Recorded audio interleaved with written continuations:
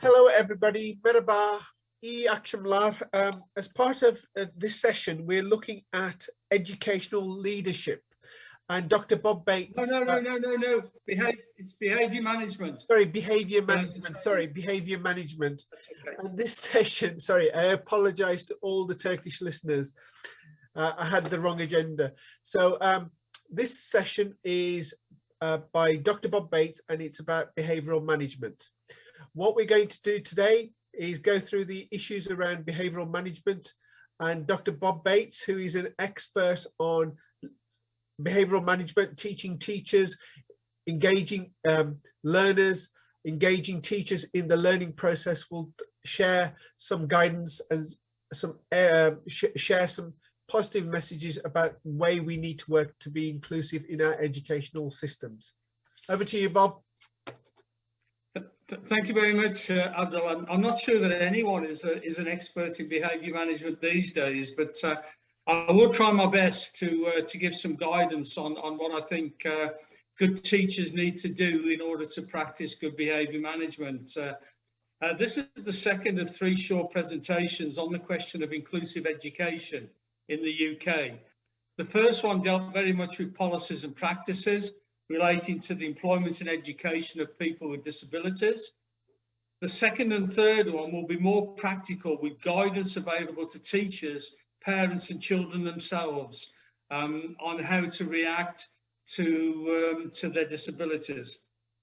How inclusive, I ended the first presentation with a question of integration, segregation, how inclusive or exclusive should the teaching of children and young people with additional needs be?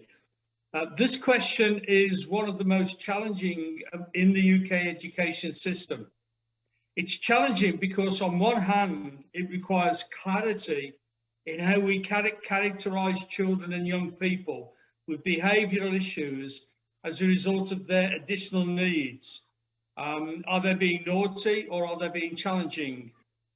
On the other hand, there needs to be a thorough analysis of the appropriateness and effectiveness of the various approaches to managing behaviour. Should teachers be more stricter or more compassionate? In order to answer this question, I want to look specifically at the factors that may determine whether someone has special needs as a result of their disabilities, and how children and young people with special needs are dealt with by the UK education system. I was also asked at the end of the first presentation a number of questions about what makes a good special education needs teacher. So therefore, I also, in this section, want to offer some guidance for teachers and parents of children, of young people with special needs. I guess the answer to this question that was posed at the end of the first presentation is that it depends on the severity of the disability as to whether integration or segregation is the best approach. I want to look at 3 categories, therefore, of disability or of dealing with people with additional needs. Firstly, I want to look at children and young people with physical impairments. At one end of the spectrum, there are children and young people with chronic illnesses that are not life-threatening and have symptoms that can be addressed with medication or rest. In this respect, integration or mainstream education may be the best approach. At the other end of the spectrum, there are children and young people who have progressive life-threatening conditions with little or no control over their physical functioning. Support in this respect covers both the medical and educational, and segregated education or special education needs schools may be the best approach. A child or young person with diabetes, for example, may function perfectly well in mainstream education if they are reminded to take their medication or allowed snacks or rest periods during a lesson to keep their blood sugar up. Someone with a severe sight or hearing loss issue, however, may have no other medical issues, but may need special equipment to help them keep pace with their peers. This equipment may only be available sometimes in special education needs schools.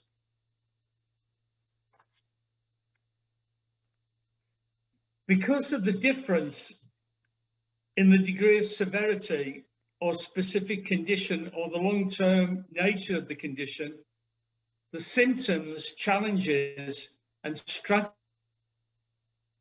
Okay, I guess that's the joys of modern technology. If I'd have been on stage at this moment in time, I probably could have fainted or maybe burst into song as a way of filling the gap. But unfortunately, it's good to be back anyway. I was talking about children and young people with physical impairments, and that some young people with severe mobility restrictions may have to be taught in special schools. And one such centre where I had the privilege to work with their teachers for a number of weeks at the beginning of the century is the National Star College in Cheltenham in the UK.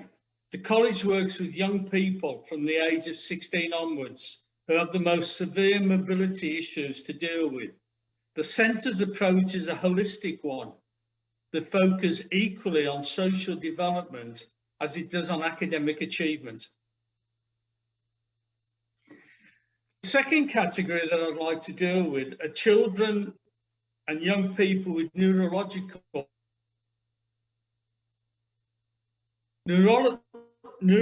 and psychology are closely related in that they are disciplines that focus on the functions and disorders of the brain. The disorders arising from each can be distinguished, however, by the following definitions. A neurological disorder is when something happens to hinder or prevent the development of areas of the brain that control movement or sensory perception. This includes conditions such as Down syndrome, autism, and dyslexia. A psychological disorder, however, is a disorder of the mind involving thoughts, behaviours, and emotions that cause either self or others significant distress. This includes conditions such as schizophrenia, attachment disorder, and depression. Both sets of orders can be wide-ranging, affecting someone's physical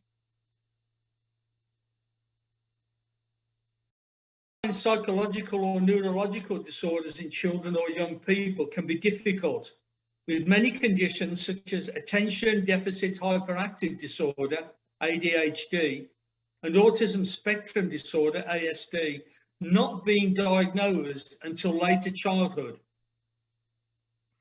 In some cases, identifying the cause of the disorder can be complicated because children may have a variety of symptoms that make it difficult to associate with any one condition. Depending on the degree of the condition, children and young people with psychological or neurological disorders will be taught either in mainstream or special education needs schools. There are, of course, children and young people with additional needs who don't have physical limitations or neurological or psychological disorders. These may include children who are disengaged or excluded from education, are new migrants and or do not have English as a first language, are a member of a family suffering from severe poverty, are victims of abuse or bullying, have difficulty learning, or at the other extreme, are exceptionally gifted or talented. All children in this category will be taught in mainstream schools, but may require additional support.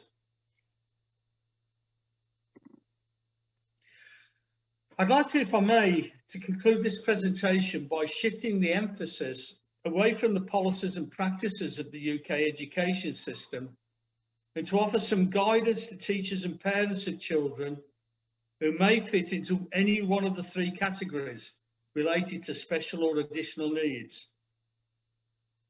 I'll present this guidance in my own peculiar way, where I use acronyms as a means of offering a framework or an aid memoir.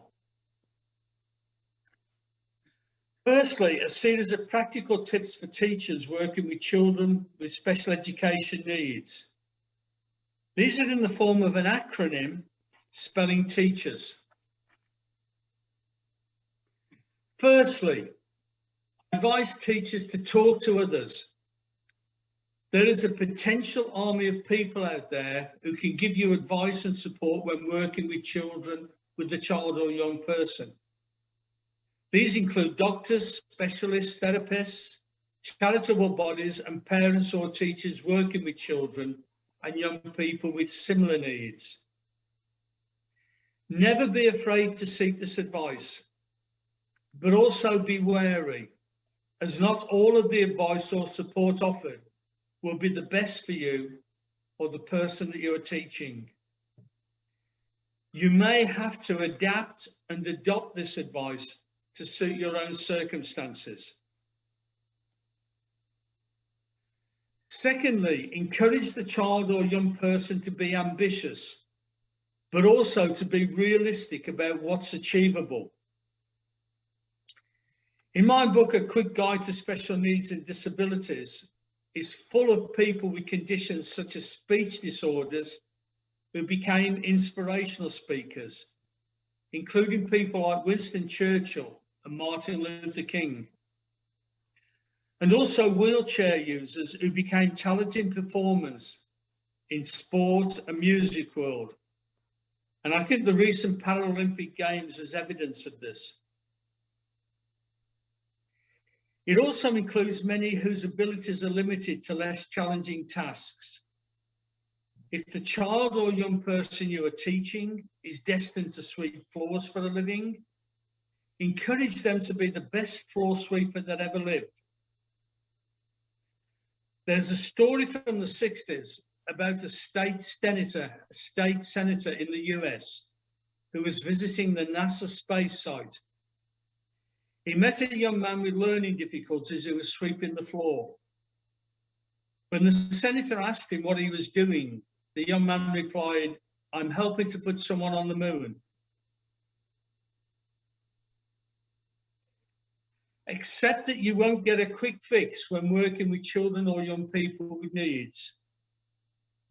Success usually comes in the form of a series of small gains, often achieved over a long period of time.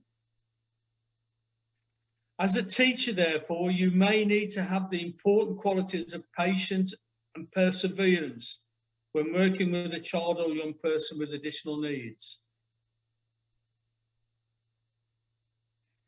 Consider the child or young person, not the disability. It's human nature to notice people with physical characteristics before engaging with the person themselves. We see someone in a wheelchair or with enlarged or reduced skull sizes, and our natural curiosity forces us to see what the person is, not who they are.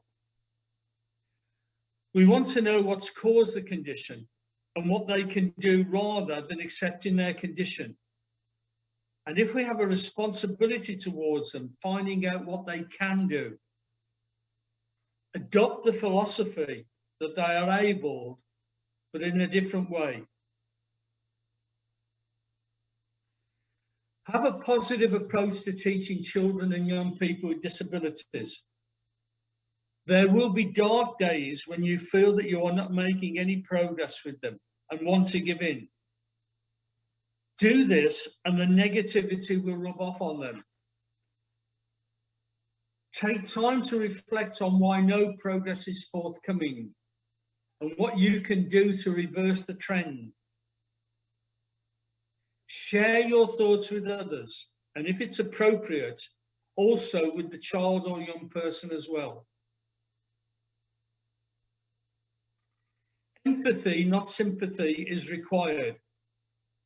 I often cringe with horror every time I hear someone with a disability, such as brittle bones, and the person looking at them says something stupid like, "What a shame for them." Not all children and young people want someone's pity. They may need help and support, but very often sympathy is the last thing they want. After the first presentation, I was asked the question, how do you teach someone to be empathetic? I'm not sure that you can teach it. It is something that comes out of understanding.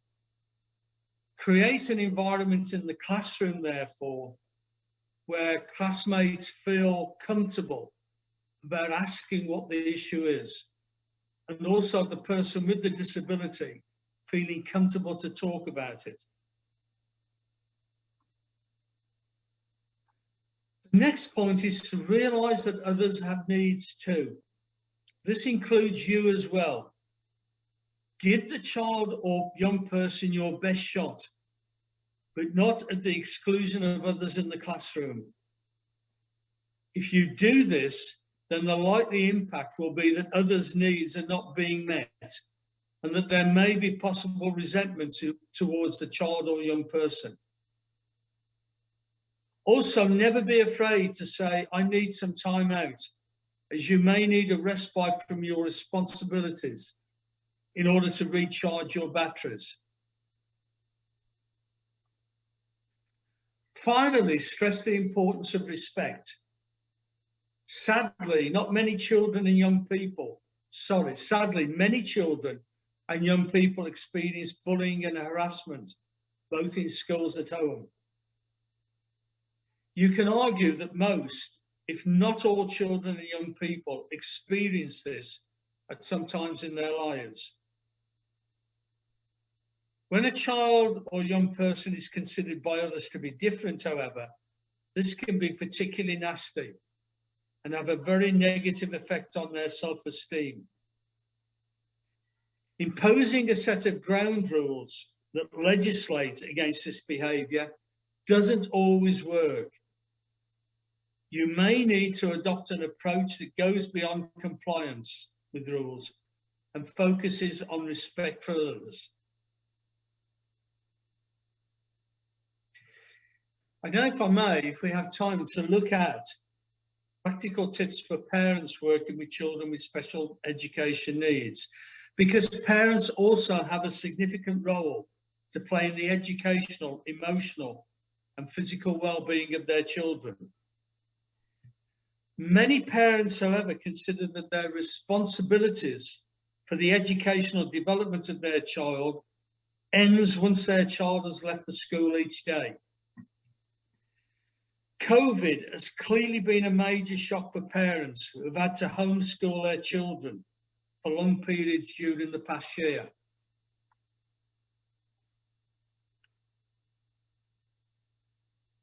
In each of the presentations, I'd like to share with you stories, and they're real life stories about children who I've got to know really well. In the first presentation, we saw the story of Hope. In this presentation, I want to very quickly talk about Esme and Claire.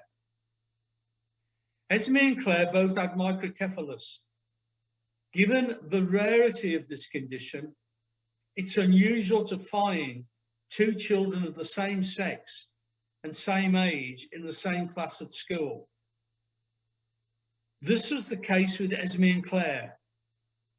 Both had classic physical features of someone with primary microcephalus. These included facial distortion with sloping foreheads, narrow faces with protruding teeth, delayed motor functions, poor sight or hearing, and prone to seizures. Because of their learning difficulties, they were attending a school for special needs. Other than this, you could not expect two very different characters. Esme was a bit of a tomboy. She was above average height, prone to aggressive outbursts, and always getting into trouble at school. Claire was very prissy, below average height, and was a very quiet, shy girl. Both sets of parents had a significant impact on their girls' development, Esme's parents were very high-profile professionals. One was a lawyer, one was a property developer.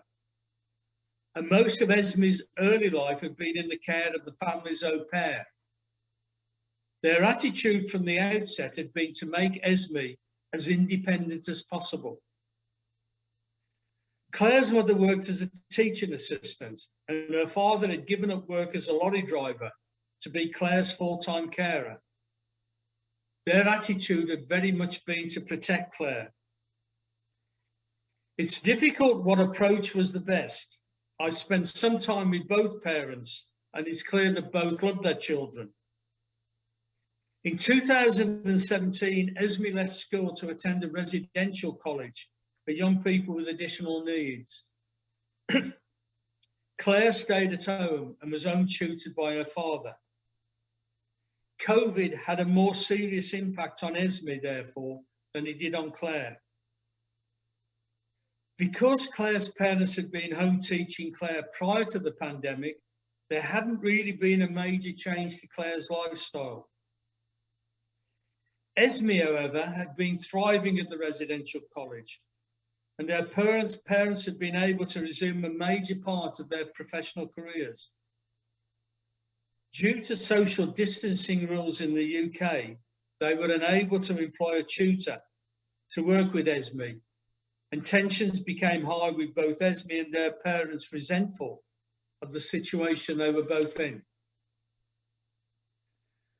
The problems facing home tutoring for many parents, particularly during the COVID epidemic, not just Claire and Esme's parents, have placed a serious strain on family relationships. Many schools have tried to help with this problem by providing home tutoring packs